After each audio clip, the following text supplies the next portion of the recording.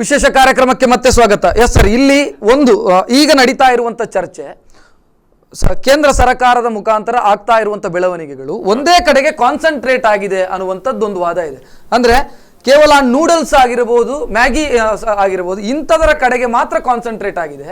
ಉಳಿದ junk ಫುಡ್ಗಳು ಏನಿದಾವೆ, lace ಆಗಿರಬಹುದು ಅಥವಾ ಕೂಲ್ ಡ್ರಿಂಕ್ಸ್ಗಳಾಗಿರ್ಬೋದು, ಕೋಕೋ ಕೋಲಾ ಇರ್ಬೋದು, ಪೆಪ್ಸಿ ಇರ್ಬೋದು, ಎಲ್ಲ ವಿದೇಶಿ ಕಂಪನಿಗಳ ಮುಖಾಂತರ ಇದರ ಬಗ್ಗೆ ಯೋಚನೆಯೂ ಆಗ್ತಾ ಇಲ್ಲ, ಆ ಬಗ್ಗೆ ಚರ್ಚೆಗಳು ಆಗ್ತಾ ಇಲ್ಲ ಅನ್ನುವಂಥದ್ದೊಂದಿದೆ. ಏನ್ ಹೇಳ್ತೀರಿ ಸರ್? ಈಗ ಇದರ ಬಗ್ಗೆ ಡಬಲ್ ಸ್ಟ್ಯಾಂಡರ್ಡ್ ಮೇಂಟೈನ್ ಆಗ್ತಾ ಇದೆಯಾ? ಚರ್ಚೆಯನ್ನ ಯಾರು ಶುರು ಮಾಡಬೇಕು? ಆಯ್ತಾ, ಜನಸಾಮಾನ್ಯರೇ ಶುರು ಮಾಡಬೇಕು. ಈಗ ನಾನು ಏನು ತಿಂತಾ ಇದ್ದೇನೆ, ನಾನು ತಿನ್ನುವಂಥದ್ದು ಅದು ಎಷ್ಟು ಆರೋಗ್ಯಕರ, ಅದು ಎಷ್ಟು ಸುರಕ್ಷಿತ ಅನ್ನುವ ಒಂದು ಎಚ್ಚರ ಅದು ನನ್ನಲ್ಲೇ ಇರಬೇಕು.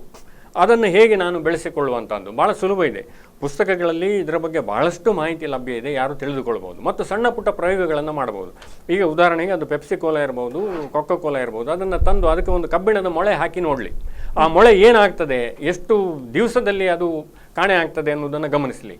ಈಗ ಕಬ್ಬಿಣದ ಮೊಳೆಗೆ ಹಾಗೆ ಆದರೆ ಅಂತಹ ಒಂದು ಸಾಫ್ಟ್ ಡ್ರಿಂಕ್ಸ್ ಅಂತ ದಾರಿ ತಪ್ಪಿಸುವ ಹೆಸರಿರುವಂಥ ಪಾನೀಯ ಅದು ನನ್ನ ಹೊಟ್ಟೆ ಒಳಗೆ ಹೋದರೆ ನನ್ನ ಹೊಟ್ಟೆಗೆ, ನನ್ನ ಲಿವರಿಗೆ, ನನ್ನ ಕಿಡ್ನಿಗೆ ಏನಾದೀತು ಅಂದ್ರೆ ಬಹಳ ಜನ ತಿಳ್ಕೊಂಡಿದ್ದಾರೆ, ನಮ್ಗೆ ಜೀರ್ಣ ಶಕ್ತಿ ಜಾಸ್ತಿ ಆಗತ್ತೆ ಸ್ಪ್ರೈಟ್ ಕುಡಿದ್ರೆ ಅಂತ ತಿಳ್ಕೊಂಡಂತ ಅವ್ರು ಇದ್ದಾರೆ. ಎಲ್ಲವನ್ನು ನಾವು ಸರ್ಕಾರಕ್ಕೆ ಬಿಡುವುದು ಒಳ್ಳೇದಲ್ಲ. ಸರ್ಕಾರ ನೀವು ಪೆಪ್ಸಿ ಕುಡಿಬೇಡಿ, ಕೋಕ್ ಕುಡಿಬೇಡಿ ಅಂತ ಯಾವತ್ತೂ ಕಾನೂನು ತರಲ್ಲ. ನಾವು ನಮ್ಮ ಜ್ಞಾನವನ್ನ ಯುಟಿಲೈಸ್ ಮಾಡಿಕೊಂಡು, ಅರಿವನ್ನ ಯುಟಿಲೈಸ್ ಮಾಡಿಕೊಂಡು, ಈಗ ತಾನೇ ಅವ್ರು ಹೇಳಿದ್ರು ಅದು ಎಷ್ಟು ವಿಷಕಾರಕ, ಹಾನಿಕಾರಕ ಅಂತ ಹೇಳಿ, ಯಾವುದನ್ನು ಸರ್ಕಾರದ ಆದೇಶಕ್ಕೆ ಒಂದು ಈಗ ಯೂಟ್ಯೂಬ್ ಅಲ್ಲಿ ಗಮನಿಸಿದ್ರೆ ಕೊಕೋ ಕೋಲಾ ಇರ್ಬೋದು, ಪೆಪ್ಸಿ ಇರ್ಬೋದು, ಉಳಿದ ಉತ್ಪನ್ನಗಳಿರ್ಬೋದು, ಅದರಿಂದ ಎಷ್ಟು ಎಫೆಕ್ಟ್ ಇದೆ ಅಂತ ಯೂಟ್ಯೂಬ್ ಅಲ್ಲಿ ನೋಡೋದಕ್ಕೆ ಸಿಗುತ್ತೆ. ಬಟ್ ನಾನು ನೋಡಿದಂತ ನಾನೇ ಹೋಗಿ ಕೊಕೋ ಕೋಲಾ ಕುಡಿತೀನಿ, ಸ್ಪ್ರೈಟ್ ಕುಡಿತೀನಿ, ಈ ಸಮಸ್ಯೆಯನ್ನು ಹೇಗೆ ನಿವಾರಣೆ ಮಾಡೋದಕ್ಕೆ ಸಾಧ್ಯ? ನೋಡಿ, ಈ ಯಾವಾಗಾದ್ರೂ ಒಮ್ಮೆ ನೀವು ತಿಂಗಳಲ್ಲಿ ಒಮ್ಮೆ ಸೋಷಿಯಲೈಸ್ ಮಾಡಿದಾಗ ಒಮ್ಮೆ ಪೆಪ್ಸಿ ಕುಡಿದ್ರೆ ಏನೂ ಆಗಲ್ಲ. ಹಾಗಂತೇಳಿ ದಿನ ಅದನ್ನೇ ಹ್ಯಾಬಿಟ್ ಮಾಡ್ಕೊಳ್ಬಾರ್ದು ಅಂತ ನಾವು ವೈದ್ಯರು ಹೇಳೋದು. ನೀವು ವರ್ಷದಲ್ಲಿ ಒಮ್ಮೆ, ವಾರದಲ್ಲಿ ಒಮ್ಮೆ, ತಿಂಗಳಲ್ಲಿ ಒಮ್ಮೆ ಏನೋ ಒಂದು ಪಾರ್ಟಿಗೆ ಹೋದಾಗ ಒಂದು ಗ್ಲಾಸ್ ಪೆಪ್ಸಿ ಕುಡಿದ್ರೆ ಏನೂ ಆಗಲ್ಲ. ಹಾಗಂತೇಳಿ ದಿನ ಬೆಳಿಗ್ಗೆ ಎದ್ದ ಕೂಡಲೇ ನೀವು ಪೆಪ್ಸಿನಲ್ಲೇ ಮುಖ ತೊಳೆಯೋದು, ಪೆಪ್ಸಿನೇ ಕುಡಿಯೋದು, ಆ ರೀತಿ ಮಾಡಬೇಡಿ. ನೈಸರ್ಗಿಕವಾದ ಪೇಯಗಳು ತುಂಬ ಇದೆ. ಹಣ್ಣಿನ ರಸ ಇರ್ಬೋದು, ಕಬ್ಬಿನ ಹಾಲು ಇರ್ಬೋದು, ಎಳನೀರು ಇರ್ಬೋದು. ಬರೀ ನೀರೇ ಕುಡೀರಿ. ಯಾಕೆ ನೀವು ಪೆಪ್ಸಿ ಕುಡಿಬೇಕು? ದಿನಕ್ಕೆ 3 ರಿಂದ 4 ಲೀಟರ್ ನೀರು ನಮ್ಮ ದೇಹಕ್ಕೆ ಅತಿ ಅವಶ್ಯಕ. ನಾವು ತಿನ್ನುವ ಆಹಾರದಲ್ಲಿ ಬರುವಂಥ ಎಲ್ಲ ವಿಷಕಾರಕ ಪದಾರ್ಥಗಳನ್ನು, ಎಲ್ಲ ರಾಸಾಯನಿಕಗಳನ್ನು, ಎಲ್ಲ ಟಾಕ್ಸಿನ್ಗಳನ್ನು ಹೊರಹಾಕಲಿಕ್ಕೆ ನಮಗೆ ದಿನಕ್ಕೆ 3 ರಿಂದ 4 ಲೀಟರ್ ನೀರು ನಾವು ಕುಡಿಲೇಬೇಕು. ಇದು ಎಲ್ಲರಿಗೂ ಗೊತ್ತು. ನೀರು ಫ್ರೀಯಾಗಿ ಸಿಗ್ತದೆ, ಯಾಕೆ ಕುಡಿಯೋದಿಲ್ಲ ಜನರಿಗೆ? ಅದನ್ನು ಇನ್ನೇನು ಗೌರ್ಮೆಂಟ್ ರೂಲ್ ಮಾಡಬೇಕಾ ದಿನಕ್ಕೆ 4 ಲೀಟರ್ ನೀರು ಪ್ರತಿಯೊಬ್ಬ ಪ್ರಜೆಯು ಕುಡಿಲೇಬೇಕು ಅಂತ? ಇದನ್ನು ನಮ್ಮ ಸಾಮಾನ್ಯ ಜ್ಞಾನವನ್ನು ಬಳಸ್ಕೊಂಡು ಪ್ರತಿಯೊಬ್ಬ ವ್ಯಕ್ತಿಯು ತನ್ನ ಆರೋಗ್ಯ ಉತ್ತಮವಾಗಿರಬೇಕಾದ್ರೆ 3 ರಿಂದ 4 ಲೀಟರ್ ನೀರು ಕುಡೀರಿ, ನೈಸರ್ಗಿಕ ಪೇಯಗಳನ್ನು ಕುಡೀರಿ. ಇದು ಜನರಿಗೆ ಅರಿವಾಗಬೇಕು. ಎಲ್ಲವನ್ನ ನಾವು ಸರ್ಕಾರಕ್ಕೆ ಬಿಡಬಾರ್ದು. ಜನ ಈಗ ಎಚ್ಚರಿಕೆಯ ಗಂಟೆ ಇವತ್ತೊಬ್ಬ ಸಂಜಯ್ ಸಿಂಗ್ ಹುಟ್ಟಿದ್ದಾನೆ, ಮಾರ್ಚ್ 26ರಂದು ಜಗತ್ತಿಗೆ ತೋರಿಸ್ಕೊಟ್ಟಿದ್ದಾನೆ. ಗೋರಖ್ಪುರದಲ್ಲಿ ಒಬ್ಬ ಸಂಜಯ್ ಸಿಂಗ್ ಹುಟ್ಟಿ ನಮಗೇನು ಹೇಳಿದ್ದಾನೆ, ಈ ರೀತಿ ವಿಷ ಇದೆ ಅಂತ ಹೇಳಿದ್ದಾನೆ. ಜನರಲ್ಲಿ ಒಂದು ಆಂದೋಲನ ಆಗ್ತಾ ಇದೆ, ಕ್ರಾಂತಿ ಆಗ್ತಾ ಇದೆ. ಮನಸ್ಸಿನಲ್ಲಿ ನಮ್ಗೆ ಅನಿಸ್ತಾ ಇದೆ, ಓಕೆ ಇದು ಒಳ್ಳೇದಲ್ಲ ಅಂತೇಳಿ. ಈ ರೀತಿಯ ಒಂದು ಆಂದೋಲನ ಮನಸ್ಸಿನಲ್ಲಿ ಹುಟ್ಟಿದ್ದು ನಿಜವಾಗಿ ಒಂದು ಶುಭ ಸಂಕೇತ. ಸರ್, ಇಲ್ಲಿ ಒಂದು ಪತ್ರಿಕಾ ವರದಿಗಳು ಅಥವಾ ದೆಹಲಿಯಿಂದ ಸಿಗ್ತಾ ಇರುವಂತ ವರದಿಯ ಪ್ರಕಾರ ಯಾವುದೇ ಕಂಪನಿಯು ಕೂಡ ಆಹಾರ ಸುರಕ್ಷತೆಯ ಕಡೆಗೆ ಗಮನ ಹರಿಸೋದಿಲ್ಲ, ಬಟ್ ಮಾರ್ಕೆಟಿಂಗ್ ನ ಕಡೆಗೆ ಹೆಚ್ಚು ಗಮನ ಹರಿಸುತ್ತೆ. 400 ಕೋಟಿ ಅದಕ್ಕೆ ವೆಚ್ಚ ಆದ್ರೆ 5 ಕೋಟಿ ಇಲ್ಲಿ ಖರ್ಚು ಮಾಡೋದಕ್ಕೆ ಮನಸ್ಸು ಮಾಡೋದಿಲ್ಲ ಅನ್ನುವಂಥದ್ದು. ಒಂದು ಬಿಸ್ಕೆಟ್ ಪ್ಯಾಕೆಟ್ ನಲ್ಲೇ ಇರ್ಬೋದು, ಅದರಲ್ಲಿ ಏನೆಲ್ಲ ಇದೆ ಅನ್ನೋದನ್ನ ಮೆನ್ಷನ್ ಮಾಡಬೇಕಾಗತ್ತೆ ಕೇಂದ್ರ ಸರ್ಕಾರದ ನಿಯಮದ ಪ್ರಕಾರ. ಬಟ್ ಅದನ್ನ ಜನಗಳಿಗೆ ಅದು ಅರ್ಥವೂ ಆಗೋದಿಲ್ಲ ಮತ್ತು ಅದರಲ್ಲಿ ಏನಿದೆ ಅನ್ನುವಂಥದ್ದು ಗೊತ್ತೂ ಆಗದಂತ ಪರಿಸ್ಥಿತಿ ಇದೆ. ಇದನ್ನು ಹೇಗೆ ನಿವಾರಣೆ ಮಾಡಬಹುದು? ಇದರಲ್ಲಿ ಇಂಥದ್ದೇ ಇದೆ ಅನ್ನುವಂಥದ್ದು ಜನಗಳಿಗೆ ಗೊತ್ತಾಗಬೇಕು ಅಂತಾದ್ರೆ, ಈಗ ಮ್ಯಾಗಿಯಲ್ಲಿ ಸೀಸಾ ಇದೆ ಅಂತ ಗೊತ್ತಾಗಬೇಕಾದ್ರೆ ಹೇಗೆ ಇದನ್ನ ಸಾಮಾನ್ಯ ಜನಕ್ಕೆ ಅರ್ಥ ಆಗುವಾಗ ಮಾಡಬಹುದು? ಅಂದರೆ ನಾನು ಈ ಪ್ರಶ್ನೆಯನ್ನು ಬೇರೆ ನೆಲೆಯಿಂದ ನೋಡ್ತೇನೆ. ನಮಗೆ ಹಾನಿಕಾರಕ ಆದದ್ದನ್ನು ನಾವು ಯಾಕೆ ತಿನ್ನಬೇಕು? ಈಗ ಮದ್ಯ, ಲಿಕ್ಕರು ಅದು ಹಾನಿಕಾರಕ ಅಂತ ಗೊತ್ತಿಲ್ವಾ? ಗೊತ್ತಿಲ್ಲದಿದ್ದರೆ ಮಣಿಪಾಲದಂಥ ಆಸ್ಪತ್ರೆ ಅಥವಾ ಬೇರೆ ಯಾವುದೇ ಆಸ್ಪತ್ರೆಯಲ್ಲಿ ಹೋದರೆ ಅಲ್ಲಿ ಅನಾಟಮಿ ಮ್ಯೂಸಿಯಂ ಅಂತ ಇರ್ತದೆ. ಸತ್ತವರ ದೇಹದ ಅಂಗಗಳನ್ನು ಇಟ್ಟಿರ್ತಾರೆ. ಅದನ್ನು ಯಾರು ಬೇಕಾದ್ರೆ ಹೋಗಿ ಆ ಮ್ಯೂಸಿಯಂನಲ್ಲಿ ಕಣ್ಣಾರೆ ಕಂಡು ಬರ್ಬೋದಲ್ಲ. ಇವತ್ತು 1 ಸಿಗರೇಟ್ನಿಂದ ಶುರು ಮಾಡಿದವನು ದಿನಕ್ಕೆ 10 ಸಿಗರೇಟ್, 20 ಸಿಗರೇಟ್, ಅವನು ಅದಕ್ಕೆ ಅಡಿಕ್ಟ್ ಆಗ್ತಾನೆ. ಅದು ಇಲ್ಲದೆ ಅವನಿಗೆ ಯೋಚನೆ ಮಾಡಲಿಕ್ಕೆ ಆಗದಂಥ ಸ್ಥಿತಿ ಬರ್ತದೆ. ಹೀಗೆ ಸಿಗರೆಟ್ ಸೇದ್ತಾ ಇದ್ದರೆ ನನ್ನ ಶ್ವಾಸಕೋಶಕ್ಕೆ ಏನಾಗ್ತದೆ ಅಂತ ನಾನು ನೋಡಲಿಕ್ಕೆ ಅರ್ಥ ಮಾಡಿಕೊಳ್ಳಲಿಕ್ಕೆ ಸಾಧ್ಯ ಇಲ್ಲದಿದ್ದರೆ ಪುನಃ ಅದೇ ಮ್ಯೂಸಿಯಂಗಳಿಗೆ ಹೋಗಿ ನೋಡ್ಬೋದಲ್ಲ. ಈ ಚಟಗಳನ್ನು ಹಿಡಿಸಿಕೊಂಡವರು ಅವರು ಹೇಗೆ ಸತ್ತಿದ್ದಾರೆ, ಅವರು ಹೇಗೆ ಒದ್ದಾಡಿದ್ದಾರೆ ಅನ್ನೋದನ್ನು ಗಮನಿಸಬಹುದಲ್ಲ. ಹಾಗಾಗಿ ಇದು ಆ ಪ್ಯಾಕೆಟ್ನೊಳಗೆ ಏನಿದೆ ಅನ್ನೋದನ್ನು ತಿಳಿಯುವಂಥ ಪ್ರಶ್ನೆ ಅಲ್ಲ. ನಾವು ಸುರಕ್ಷಿತವಾದ ಆಹಾರವನ್ನು ನಾವು ತಿನ್ನುವಂಥದ್ದು, ನಮ್ಮ ಮಕ್ಕಳಿಗೂ ಅದನ್ನು ಬಿಟ್ಟು ಅಂದರೆ ಸುರಕ್ಷಿತ ಅಲ್ಲದನ್ನು ಬಿಟ್ಟು ಬೇರೆ ಯಾವುದನ್ನು ತಿನ್ನಬಾರದು ಅನ್ನುವಂಥ ಒಂದು ಎಚ್ಚರವನ್ನು ಅಭ್ಯಾಸವನ್ನು ಅವರಲ್ಲಿ ಬೆಳೆಸುವಂಥ ಪ್ರಶ್ನೆ ಅಂತ ನನಗನ್ನಿಸ್ತದೆ. ಎಸ್ ಸರ್, ಅದೇ ನಾನು ಅದನ್ನೇ ಕೇಳಿದೆ. ಅವರ ವರ್ಷನನ್ನು ಹೇಳಿದರು, ಒಂದು ಬಿಸ್ಕೆಟೋ ಅಥವಾ ಇನ್ನೊಂದು ತಿಂಡಿಯ ಮೇಲೆ ಇಂಥದ್ದೇ ಇದೆ ಅಂತ ಬರೆಯಲಾಗತ್ತೆ, ಚಿಕ್ಕದಾಗಿ ಬರೆದಿರ್ತಾರೆ, ಇಷ್ಟು ಪರ್ಸೆಂಟ್ ಇದೆ, ಇಷ್ಟು ಪರ್ಸೆಂಟ್ ಇದೆ. ಸಾಮಾನ್ಯ ಜನಕ್ಕೆ ಅದು ಅರ್ಥ ಆಗೋದಿಲ್ಲ. ಇದನ್ನು ಹೇಗೆ ಸರಳೀಕರಿಸಬಹುದು?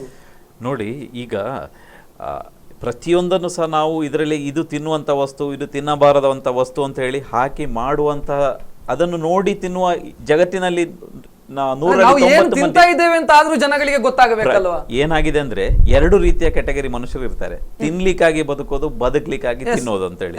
ಈಗ ಈಗಿನ ಪರಿ ನೋಡಿದ್ರೆ ಬಹುಶಃ ತಿನ್ಲಿಕ್ಕಾಗಿ ಬದುಕಿದಾರ ಅಂತ ಅನಿಸ್ತಾ ಇದೆ. ನಾವು ಏನು ತಿನ್ನುತ್ತಾ ಇದ್ದೇವೆ ಅನ್ನುವ ಪರಿಜ್ಞಾನ, ಅರಿವು ನಮಗೆ ಇರಬೇಕು. ಅದನ್ನು ನಾವು ನಮ್ಮ ಮಕ್ಕಳಿಗೆ ನಾವು ಕಲ್ಟಿವೇಟ್ ಮಾಡಬೇಕು. ಹೆತ್ತವರಿರ್ಬೋದು, ಶಿಕ್ಷಕರಿರ್ಬೋದು, ಪೋಷಕರಿರ್ಬೋದು, ನಾವು ಅದನ್ನು ತಿಳಿ ಹೇಳಬೇಕು. ಇವತ್ತಿನವರೆಗೆ ನಾನು ಯಾವತ್ತೂ ಒಬ್ಬ ಮನುಷ್ಯ ಪ್ಯಾಕೆಟ್ ಓಪನ್ ಮಾಡೋ ಮೊದಲು ಅದರಲ್ಲಿ ಏನಿದೆ ಅಂತ ನೋಡಿ ತಿನ್ನೋದನ್ನು ನಾನು ನೋಡಿಲ್ಲ, ಮುಂದೆಯೂ ನಡೆಯುವುದಿಲ್ಲ. ನಾವು ಏನು ಮಾಡಬೇಕು, ಸಮಾಜದಲ್ಲಿ ಯಾವುದು ಒಳ್ಳೆಯದು ಯಾವುದು ಕೆಟ್ಟೋದು ಅಂತ ಹೇಳಿ ನಮ್ಮ ನೆಕ್ಸ್ಟ್ ಜನ್ರೇಷನ್ಗೆ ನಾವು ಆ ರೀತಿಯ ಒಂದು ಭಾವನೆ ಹುಟ್ಟುವ ರೀತಿಯಲ್ಲಿ ನಾವು ನಡೆದುಕೊಳ್ಬೇಕು. ಬರೀ ನಾವು ಮಕ್ಕಳಿಗೆ ಹೇಳೋದಲ್ಲ. ಏನಾಗ್ತದೆ ಅಂದರೆ, ನಾವು ಮಕ್ಕಳಿಗೆ ಪೆಪ್ಸಿ ಕುಡಿಬೇಡ ಅಂತ ಹೇಳ್ತೀವಿ, ತಂದೆ ಹೋಗಿ ಬೇರೆನೋ ಕುಡಿತಾರೆ.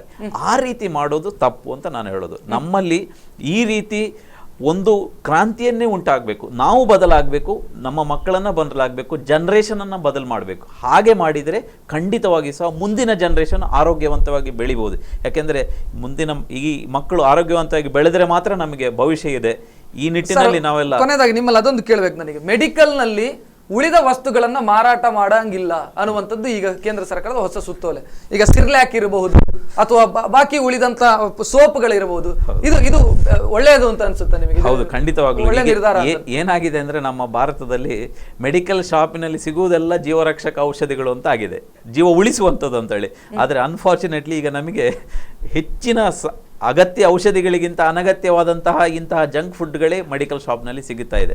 ಈ ನಿಟ್ಟಿನಲ್ಲಿ ಖಂಡಿತವಾಗ್ಲೂ ಒಂದು ಯಾವುದು ಸೇಲ್ ಮಾಡಬೇಕು, ಯಾವುದು ಸೇಲ್ ಮಾಡಬಾರ್ದು ಅಂತ ಹೇಳುವ ಒಂದು ಖಂಡಿತವಾಗಿ ಸಹ ಒಂದು ಕಾನೂನು ಬಂದರೆ ಬಹುಶಃ ಜನರಿಗೆ ಖಂಡಿತವಾಗಿ ಸಹ ಒಳ್ಳೆಯದಾಗ್ಬೋದು. ಇಲ್ಲವಾದಲ್ಲಿ ಬಹುಶಃ ಎಲ್ಲ ಈ ರೀತಿಯ ಜಂಕ್ ಫುಡ್ಗಳು ಮೆಡಿಕಲ್ ಶಾಪ್ನಲ್ಲಿ ಸಿಕ್ಕಿ ಜನರಿಗೆ ಔಷಧಿಗಳು ಅಷ್ಟೇ. ಈಗ ಹೆಚ್ಚಿನ ಇದರಲ್ಲಿ ನಮ್ಮಲ್ಲಿ ಏನಾಗ್ತದೆ ಅಂತ ಹೇಳಿದರೆ, ವಿದೌಟ್ ಪ್ರಿಸ್ಕ್ರಿಪ್ಷನ್ ಹೋಗ್ತಾ ಇದೆ.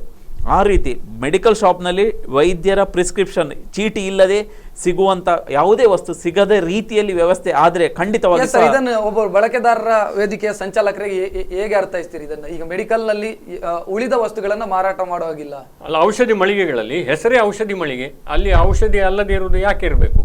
ಅದನ್ನು ನಿಷೇಧಿಸದಿದ್ದರೆ ಏನಾಗ್ತದೆ ಅಂತ ಹೇಳಿದರೆ, ಇಲ್ಲಿ ಸಿಗುವುದೆಲ್ಲ ಬಹುಶಃ ಅದು ಸುರಕ್ಷಿತವಾದದ್ದು, ನಮ್ಮ ಆರೋಗ್ಯಕ್ಕೆ ಪೂರಕವಾದದ್ದು ಅನ್ನುವಂಥ ಒಂದು ಭ್ರಾಂತಿ ಜನರ ಮನಸ್ಸಿನಲ್ಲಿ ಬರ್ಬೋದು. ಹಾಗಾಗಿ ಅದನ್ನು ಬೇರೆ ವಸ್ತುಗಳನ್ನು, ಔಷಧಿ ಅಲ್ಲದೆ ಬೇರೆದನ್ನು ಅಲ್ಲಿ ಮಾರಾಟ ಮಾಡಬಾರ್ದು ಅನ್ನುವಂಥ ನಿಯಮವನ್ನು ತರುವಂಥದ್ದು ಮತ್ತು ಜಾರಿಗೊಳಿಸುವಂಥದ್ದು ಒಳ್ಳೆಯದೇ ಅಂತ ನನ್ನ ಅಭಿಪ್ರಾಯ. ಸರ್, ಒಂದು ಕೊನೆಯ ಪ್ರಶ್ನೆ ನಿಮ್ಮಲ್ಲಿ. ಸರ್ಕಾರ ನೀನು ಇಂಥದ್ದನ್ನು ತಿನ್ನಬಾರ್ದು ಅಂತ ನಿಯಂತ್ರಣ ಹಾಕುವಂಥದ್ದು ಬೆಟರು, ಅಥವಾ ನಾನು ಇಂಥದ್ದನ್ನು ತಿನ್ನಬಾರ್ದು ಅಂತೇಳಿ ಸ್ವನಿಯಂತ್ರಣ ಹಾಕೊಳ್ಳುವಂಥದ್ದು ಬೆಟರು? ನಾನು ಆಗಿನಿಂದಲೂ ಪ್ರಸ್ತಾಪ ಮಾಡ್ತಾ ಇರುವಂಥದ್ದು ಆ ಸ್ವನಿಯಂತ್ರಣ ಹಾಕಿಕೊಳ್ಳುವಂಥದ್ದು. ಆಯಿತಾ, ನನ್ನ ದೇಹ, ನನ್ನ ಆರೋಗ್ಯ ಅದು ಎರಡೂ ನನ್ನ ಕೈಯಲ್ಲಿದೆ. ನಿಮ್ಮ ಆರೋಗ್ಯ ನಿಮ್ಮ ಕೈಯಲ್ಲಿ ಅನ್ನುವಂಥ ಒಂದು ತತ್ವವನ್ನು ನಾವು ನಂಬಿದರೆ, ನನಗೆ ಅಗತ್ಯ ಇಲ್ಲದೆ ಇರುವಂಥದ್ದು ಯಾವುದನ್ನು ನಾನು ತಿನ್ನಬೇಕಾಗಿಲ್ಲ.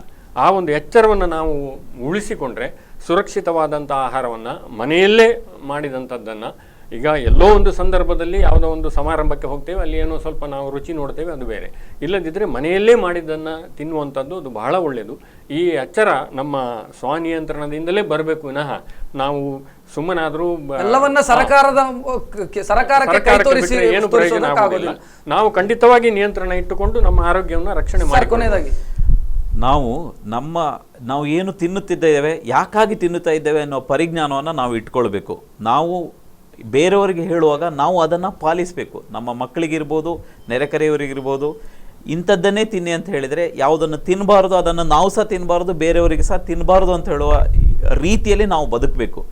ಅದೇ ರೀತಿ ಜನರಲ್ಲಿ ಅರಿವು ಮೂಡಿಸುವಂತ ಕೆಲಸ ಎಲ್ಲರೂ ನಡಿಬೇಕು, ಜನರಲ್ಲೇ ಪರಿವರ್ತನೆ ಆಗಬೇಕು. ಈಗ ಆ ದಾರಿಯಲ್ಲಿ ಇದ್ದೇವೆ ನಾವು ಹಾಗಾದ್ರೆ. ಖಂಡಿತವಾಗೂ ಇದು ಎಚ್ಚರಿಕೆ ಗಂಟೆ. ಇವತ್ತು ಸಂಜಯ್ ಸಿಂಗ್ ಮಾಡಿದ ಕೆಲಸದಿಂದ ಬಹಳಷ್ಟು ಜೀವಗಳು ಉಳಿತಾ ಇದೆ.